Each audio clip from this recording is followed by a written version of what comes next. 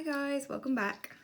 So I've just finished filming part 1 of the black fur video and I thought I'd do a part 2 while I'm here.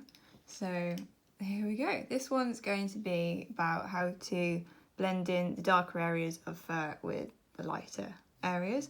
So this is going to be a dark section here and all up here, but I'm just going to do a small bit just to show you how I blend them together. So I'm going to go straight in with the cold grey, number 3, because the fur tones are still cold, but they do have a slight bit of brown in them, so I'm going to add that in as well. But yeah, because it's a darker area, you don't need to go for your lightest base colour. So I'm just going to start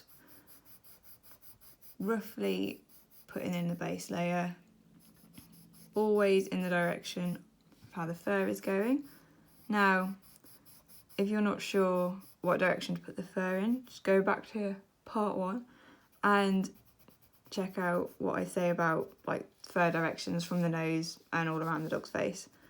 So as you can see, this is already pretty much the same colour as here because I use a lot of this in the layering process, but that's fine because you can see the difference, because you can see like the fur strokes here that you've created where this is all just very rough. So, and then I'm just going to bring it up here a bit so I can see where the fur direction leads, just as a guide to myself. So we've got that down there, and now I'm going to add in a little bit of brown. So using Bistra or Bista, whichever one you want to say, and I'm just going to do a few strokes, not too many, just want to hint at it because there aren't too many in the reference photo. Not too much brown, just a tiny bit. If you look carefully you'll see it, so you only want to add a bit if you can only see it if you look carefully, but if it's there it needs to go in. And then I'm going to add a bit of blue because it adds some colder tones to it. So I know we've got like a bit of warm and a bit of cold going on here, but in the picture this is how the fur is mixed together, because there are browns in the fur, but when the cold light hits it, you see the blues coming out, but sometimes this can mix together slightly. So done that, and then I'm going to go in with my black, so it's a lot quicker than last time bringing the black in. This bit here is really dark, so I'm just going to go in quite strongly with the black, and then you just want to flick, basically flick over that line into the lighter areas, always in the direction that you've drawn the fur. Now it does help if beforehand you, let me get my pencil, if you just put some darker shading just around there like that, because then when you flick it goes over the darker area and it just blends nicely. So that's what I'm going to do, just long flicky strokes basically like that. So you can see how that's just nicely blending together.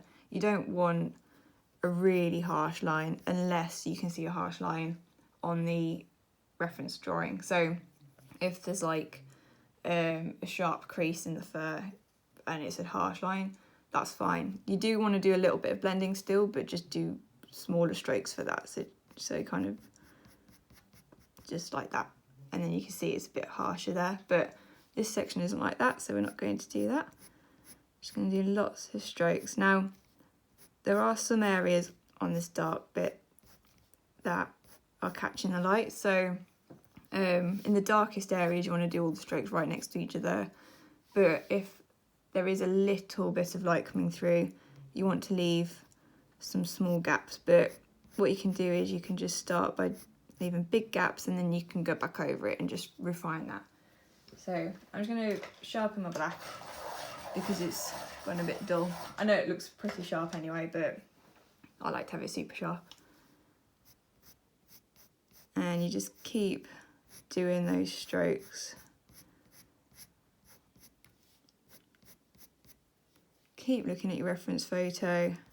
Keep making sure your pencil is going in the direction of the fur.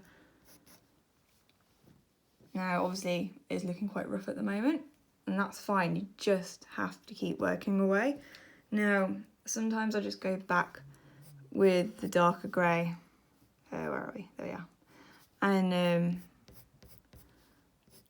just going over, just help blend it all in like that.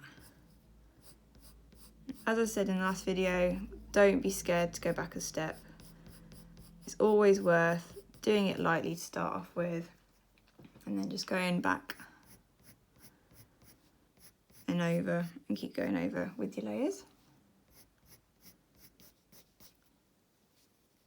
So you can see it's starting to blend nicely here now.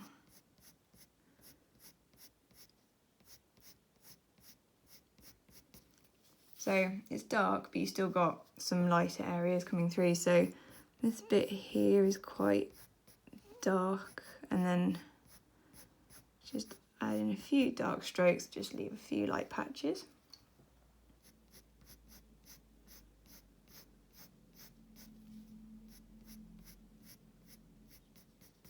Now, if you feel you're going too far, like I think this looks okay, but for the purposes of demonstration, what you can do is, I like to use my Faber-Castell pencil eraser because it's got a brush on the end like that, and you can just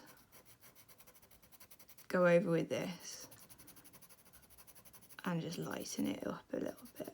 Now, I like this eraser because you can be nice and accurate with it, and it also doesn't take off all the pigment, it just takes off the top layer.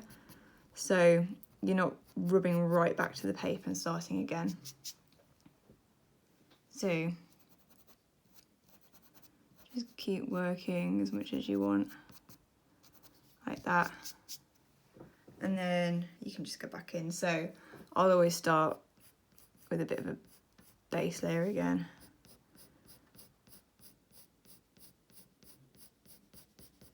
Like that.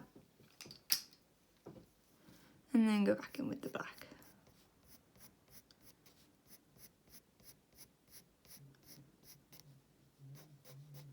Now, as you can see, we're starting to create depth to the fur now, because you've got this lighter area, you've got the crease, and then you've got this harsh shaded area here, which comes over here.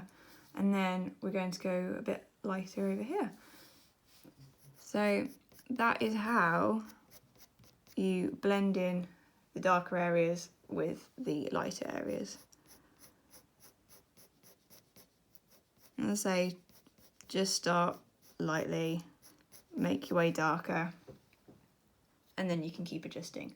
So that's that, and thanks again for watching. I hope that was useful for you, and yeah, just let me know if you have any questions and I will be happy to answer them for you. Right, thank you all.